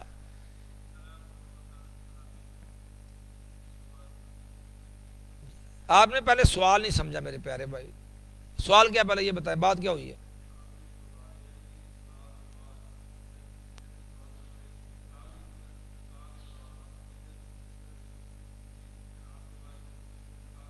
کر لیا، اب اس کو طلاق کتنی طرح کو حق باقی ہوگا، ٹھیک ہے؟ وہ تو سلسلے ختم ہو گیا، اسی بیوی رہی نہیں تھی، اب نکاح ٹوٹ گیا، اب تو یہ نئے سے نکاح کر رہا ہے، وہ تو اور ذات جب مرضی نکاح کر لیتا۔ یہی چیز اختلافی ہے یہاں پر۔ آپ نے جو آیت پڑھی ہے، آیت کا محال نہیں ہے یہ جہاں پڑھ رہے ہیں آپ، طلاق مرتان ہے، اس لیے میں نے آپ کو روکا ہے کہ پہلے مسئلے کی نوعیت سمجھے۔ یہ مسئلہ اہل علم میں مختلف ہی ہے کہ اگر جو ہے رجی طلاق کے بعد جو ہے وہ صلح نہیں ہوتی اور نکاح ٹوٹ جاتا ہے اور تجدید نکاح کے ذریعے آباد کاری ہوتی ہے، تو اب کیا اس کے پاس کیا جو اس نے جو ہے تجدید نکاح سے پہلے جب یہ عورت بیوی تھی، اس نے جتنی طلاقیں دی تھی، مثال 1 یا 2 دے لی تھی، تو کیا اس کی وہ سابقہ طلاقیں اکاؤنٹ ہوں گی یا نہیں اکاؤنٹ ہوں گی؟ اہل علم کی ایک جماعت کا موقف تو یہی ہے کہ وہ طلاقیں اگر اس نے پہلے 1 طلاق دی پھر تجدید نکاح ہوا، یا 2 طلاقیں ہو گئیں پھر تجدید نکاح ہوا تھا، اور وہ کہتے ہیں کہ جی یہ طلاقیں شمار ہوں گی۔ ہمارے بہت سارے اہل علم، اکثر علماء اہل حدیث، ان میں سے اکثر کا موقف جو ہے وہ یہی ہے۔ لیکن ہمارا ذاتی اطمینان، رجحان جس بات کی طرف ہے وہ یہ ہے کہ اگر تجدید نکاح کے ذریعے آباد کاری ہوتی ہے تو چونکہ پہلے نکاح کے ساتھ تو سارا تعلق ہی ختم ہو چکا ہے، نکاح بھی ختم ہو گیا، طلاق ہو گئی، وہ عورت اس کے لیے غیر محرم ہو گئی، وہ عورت اس کے سے حلال نہیں رہی، ان کا سارا تعلق ختم ہو گیا ہے۔ اب نکاح نئے سرے سے نیا نکاح جو ہے وہ کیا گیا ہے۔ جب نکاح نیا کیا گیا ہے تو اس کے احکام بھی وہ اثر نو ہی جو ہے وہ شمار ہوں گے، اس لیے جو ہے اس کو جو ہے وہ پورا باقی 3 طلاقوں کا حق حاصل ہوگا۔ ہمارے استادوں میں سے جو ہے بہت بڑے امام جو ہے اصولی امام حافظ ثناء اللہ زاہدی حافظہ اللہ تعالی، ان کا نقطہ نظر جو ہے وہ بھی یہی ہے۔ میرے استاد محترم حافظ ثناء اللہ زاہدی حافظہ اللہ تعالی، ان سے ہم نے جو ہے نور و انوار پڑھتے ہوئے جو ہے یہ مسئلہ زیر بحث آیا تو انہوں نے بھی اسی بات کو کہا ہے۔ انہوں نے کہا کہ دیکھیں مسئلہ تو اجتہادی نوعیت کا ہے اور دونوں طرف کوئی واضح صریح نص تو نہیں ہے، تو انہوں نے کہا ہے کہ دیکھیں شریعت کی روح سے اس بات کو ملحوظ رکھا جائے کہ جہاں پر جو ہے شریعت نے سختی نہیں کی، تشدد نہیں کیا، واضح صریح کو نص نہیں ہے، مسئلہ اجتہادی نوعیت کا ہے، تو اس کے اندر جس حد تک عوام کو یہ سہولت دی جا سکتی ہو اس میں سہولت دینے کا اہتمام کرنا چاہیے، خام خواہ تشدد کا جو معاملہ پیدا نہیں کرنا چاہیے۔ میرا ذاتی رجحان بھی اسی طرف ہے۔ علماء احناف بھی اسی بات کے قائل ہیں کہ اگر 3 طلاقیں جو اگر نکاح کے بعد جو ہے عدت ختم ہوگی، تجدید نکاح ہو جائے تو اس کے بعد جو ہے اس کا جو معاملہ وہ سارا نئے سے شروع ہوتا ہے، اس کو جو ہے وہ 3 طلاقوں کا حق حاصل ہوگا۔ مسئلہ باہر اپنی جگہ مختلف ضرور ہے، دونوں طرف جو اہل علم موجود ہے، دونوں طرف کے جو اہل علم کی آراء موجود ہیں۔ مَا وَإِذَا طَلَّقْتُمُ النِّسَاءَ، اور جب تم طلاق دے دو عورتوں کو، فَبَلَغْنَ أَجَلَهُنَّ، اور وہ پہنچ جائیں اپنی عدت کو، فَلَا تَعْضُلُوهُنَّ، نہ تم انکار کرو، نہ تم روکو ان کو، أَن يَنكِحْنَ أَزْوَاجَهُنَّ، اپنے خامدوں سے نکاح کرنے سے، إِذَا تَرَاضَوْا بَيْنَهُمْ بِالْمَعْرُوفِ، جب اچھے طریقے کے ساتھ وہ آپس کے اندر راضی ہوں، اذا تراضوا، جب وہ دونوں راضی ہوں، بینہم آپس کے اندر، بالمعروف اچھے طریقے کے ساتھ، ذالک یوعظ بہ، یہ چیز ہے کہ نصیحت کی گئی ہے اس کے ذریعے، ما کان منکم یؤمن باللہ والیوم الآخر، اس انسان کے لیے، اور اس انسان کے جو ایمان رکھتا ہے اللہ پر بھی، آخر کے دن پر بھی، ذالکم ازکا لکم واطہر، یہ زیادہ پاکیزگی والا ہے تمہارے لیے اور زیادہ صفائی والا ہے، طہارت والا ہے، یہ معاملہ جو ہے زیادہ پاکیزگی والا، ستھرائی والا ہے۔ واللہ یعلم وانتم لا تعلمون، اللہ جانتا ہے اور تم، یعنی ان میں کیا مسلطیں ہیں، کیا حکمتیں ہیں، ان کے کیا فوائد ہیں، آنے والے معاملات میں اس کے ساتھ کیا اچھے مثبت جو ہے وہ فوائد حاصل ہوں گے، تم ان حقائق کو نہیں جانتے، اللہ اس کو جانتا ہے۔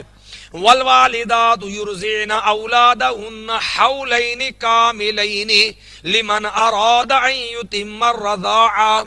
والوالدات اور جو ہے بچے والیاں یعنی مائیں، یرضعن وہ دودھ پہلائیں، اولادہن اپنی اولاد کو، حولین 2 سال، کاملین پورے کے پورے، لمن ارادہ اور یہ اس شخص کے لیے ہے جو ارادہ رکھتا ہے، ان یتم الرضاعہ کامل جو ہے وہ دودھ پلا، جو مترضات کو پورا کرنے کا ارادہ رکھتا ہے۔ اب یہاں سے مسئلہ آ گیا، مسئلہ رضاعت۔ یاد رکھیے قرآن مجید کے اندر یہ آیات 3 جگہ پر ہیں۔ یہاں پر آگی والوالدات یرضعن اولادہن حولین کاملین لمن اراد ان یتم الرضاعہ کہ کامل مدت جو ہے وہ کتنی ہے؟ 2 سال ہے۔ اس کے بعد آپ نکالیے سورہ احقاف 26واں پارہ، سورہ احقاف 26واں پارہ نکالیے۔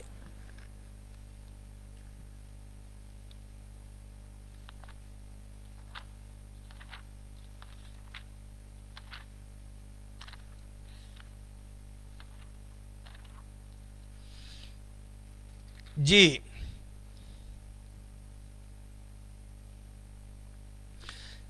یہ آیت ہے، آیت نمبر 15 ہے۔ وَوَصَّيْنَا الْإِنسَانَ بِوَالِدَيْهِ إِحْسَانًا اور ہم نے پختہ حکم دیا، تقیدی حکم دیا ہے انسان کو، بِوَالِدَيْهِ اس کے ماں باپ کے بارے میں، حَمَلَتْهُ أُمُّهُ كُرْهًا جو ہے اٹھایا اس کو اس کی ماں نے ناپسندیدگی کی حالت میں، بڑی تکلیف کی حالت میں، وَوَضَعَتْهُ كُرْهًا اور اس نے جنم دیا اس کو ناپسندگواری کی حالت میں، وَحَمْلُهُ وَفِصَالُهُ 30 شهرًا اور اس کا حمل اور دودھ چھڑانا 30 مہینے ہے۔ کتنی چیزیں بیان ہوئی ہیں؟ 2 چیزیں ہیں، حملُهُ وَفِصَالُهُ 30 شهرًا اس کا حمل جو ہے اور دودھ چھڑانا، یہ دونوں چیزوں کی مدت کتنی ہے؟ 30 مہینے۔ اب آج یہ تیسرا مقام سورہ لقمان نکالیے، 21واں پارہ، 21واں پارہ ہے، سورہ لقمان ہے، اور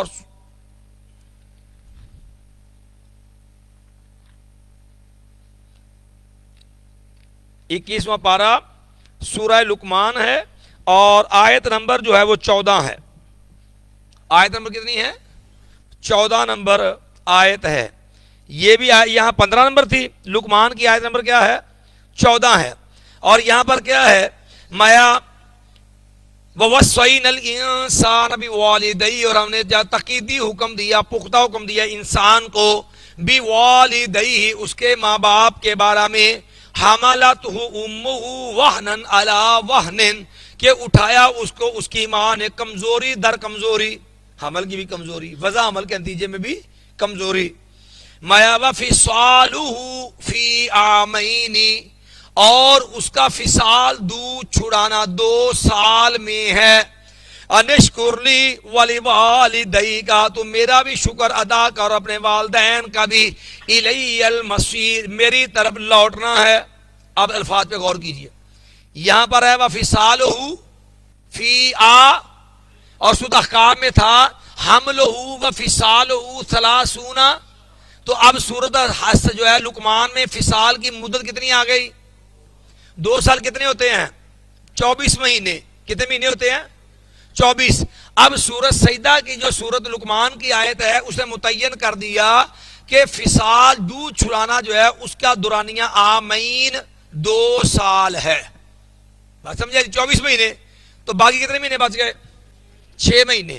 تو یہ حمل جو ہے، کامل حمل کی اقل مدت، کم از کم مدت جو ہوتی ہے حمل کی، کامل حمل کی، وہ 6 ماہ ہوتی ہے۔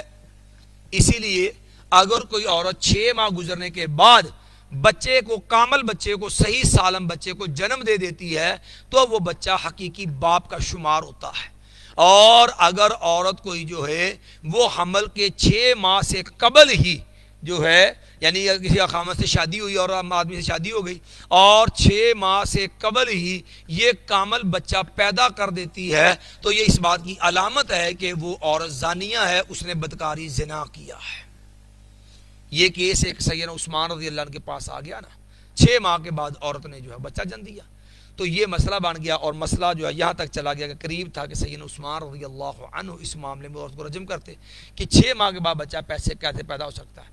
سیدنا علی رضی اللہ تعالی نے پھر یہی دونوں آیتیں ان کو ملا کر کے یہ مسئلہ واضح کیا کہ قرآن مجید کی یہ دونوں آیات اس بات کی دلیل ہیں کہ 2 سال مترزاد ہے اور باقی بچ گئے 6 ماہ، ہم 30 اشہر تھا نا، 6 ماہ بچ گئے، تو یہ 6 ماہ جو ہے یہ حمل کی مدت ہے، تو اسلام کی روح سے، قرآن کی روح سے حمل کی اقل مدت، کم از کم مدت جو ہے وہ 6 ماہ ہے۔ تو اسی لیے آپ نے بچے 7 بچے یعنی وہ 6 ماہ کے بعد جو بچہ 6 ماہ پورے ہونے کے بعد 7ویں مہینے بچہ جو پیدا ہوتا ہے وہ جو ہے وہ بچہ جو ہے وہ شرعاً جو ہے وہ حلال اور صحیح النسب بچہ شمار ہوتا ہے۔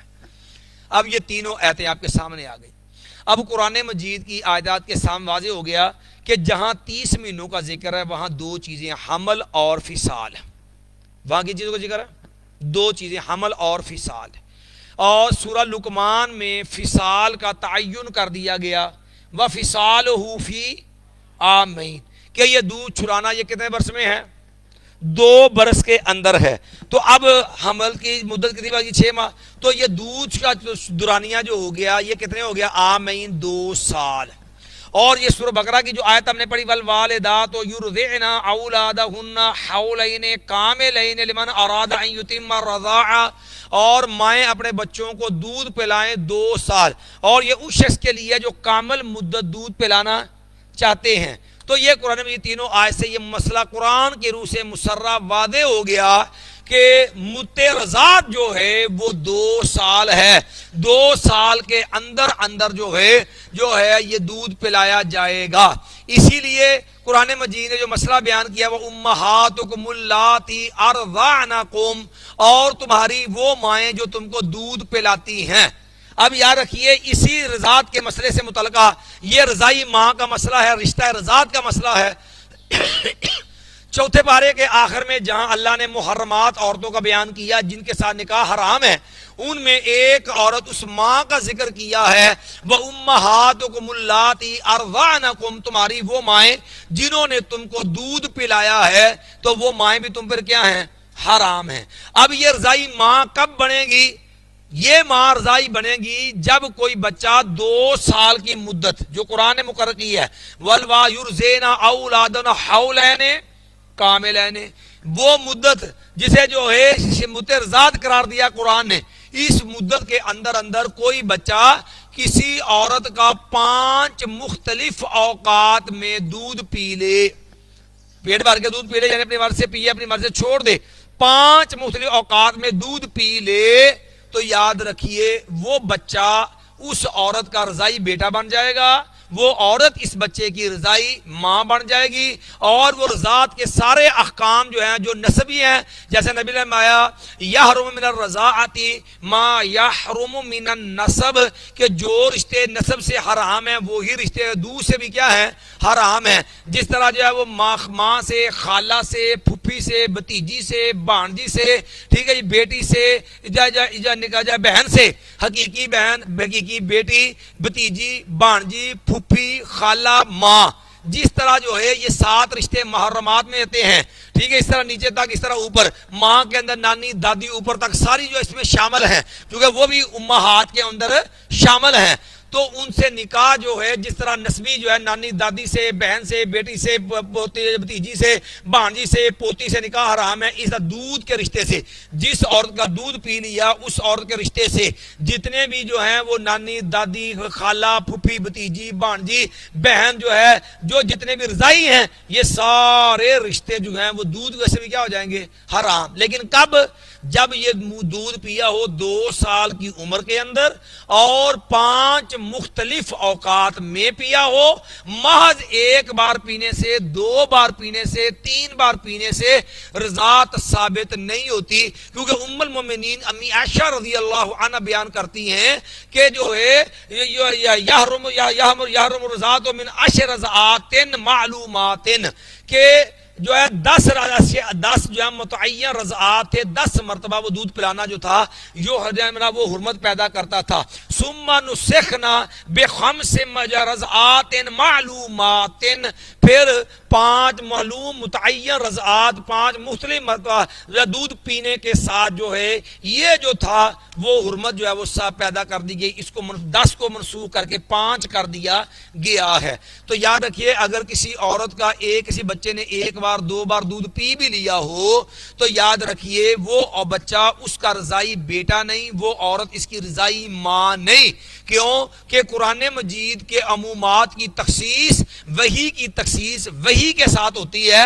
کہ نبی علیہ الصلوۃ والسلام نے امہاتکم اللاتی ارضعنکم، نبی علیہ السلام نے اس کی تخصیص جب یہ کر دی تو یہ حدیث دلیل بن گئی خمس رضعات والی کہ جو ماں بنے گی وہ 5 مرتبہ مختلف اوقات میں دودھ پینے سے بنے گی، اس سے کم پینے سے ماں نہیں بنے گی. یاد رکھیے ہمارے ہاں یہاں 2-3 مسئلے ہیں. ہمارے حنفی حضرات اس کے منکر ہیں. انکار کی وجہ کیا؟ یہ لوگ اصل میں منکر حدیث ہیں اور ظالمانہ طریقے سے انکار کرتے ہیں حدیث کا. اور طویلے بھی دیکھنا ذرا، اب سوچ لیجئے.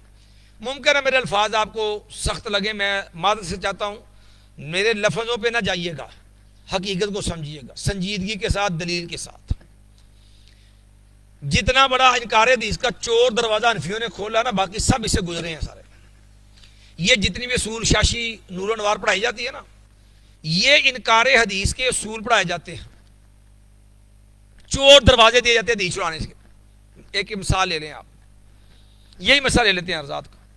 اب قرآن نے کہا وہ امہاتکم اللاتی ارضعنکم، نبی علیہ السلام تخصیص کر دی، حرمت کتنے سے پیدا ہوگی؟ 5 رضعات سے، بخمس رضعات معلومات. اب حنفیہ کیا آئیں گے، پتہ کیا کہیں گے؟ یہ حدیث جو دیکھے جی یہ خبر واحد ہے، قرآن قطعی ہے، حدیث خبر واحد ہے، حدیث ظنی ہے، لہذا ظنی کے ساتھ قطعی کی تخصیص نہیں ہو سکتی، لہذا یہ حدیث قابل عملی نہیں ہے، حدیث کی چھٹی. لہذا اگر 1 بار بھی کسی عورت کا دودھ بچے نے پی لیا تو رضائی ماں بن گئی. مثلا یہ ایک نہیں ہے، 20 حدیثوں کا انکار اسی بنیاد پہ. آپ اللہ سب کو جمرہ کرائے، بیت اللہ کا طواف کرتے ہیں. اب طواف کے کتنے چکر ہوتے ہیں؟ سابل یطوف بالبیت العتیق.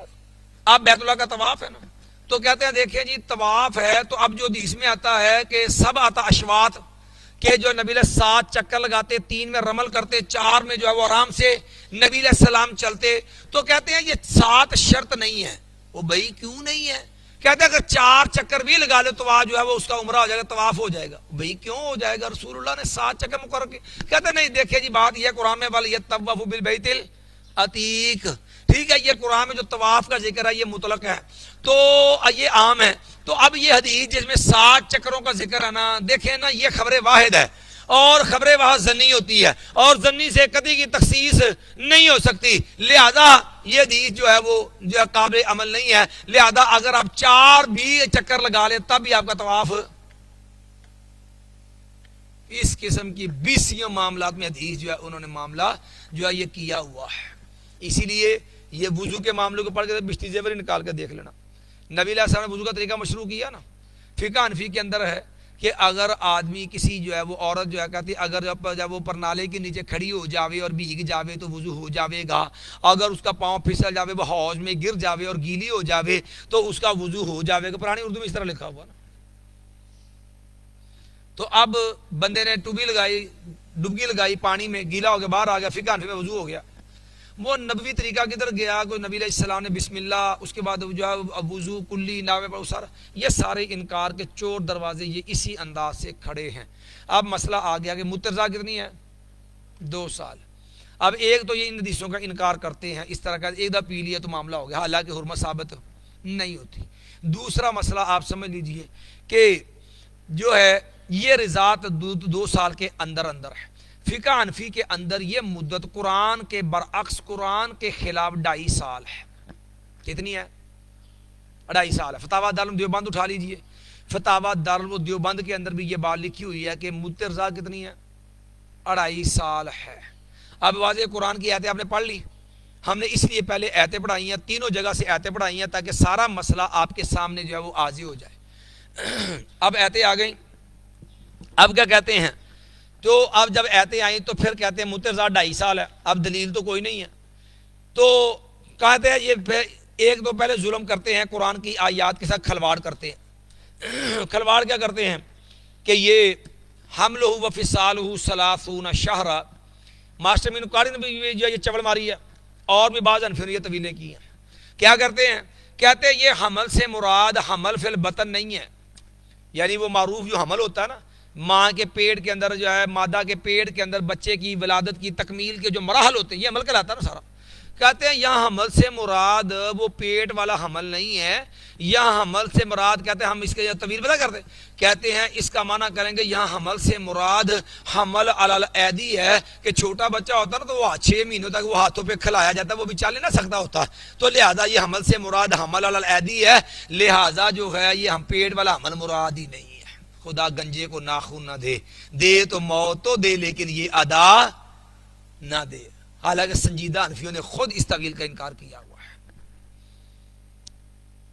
پھر اب جب کوئی دلیل نہیں بنی، طویل نہیں نہ بنی، تو اب کیا کیا؟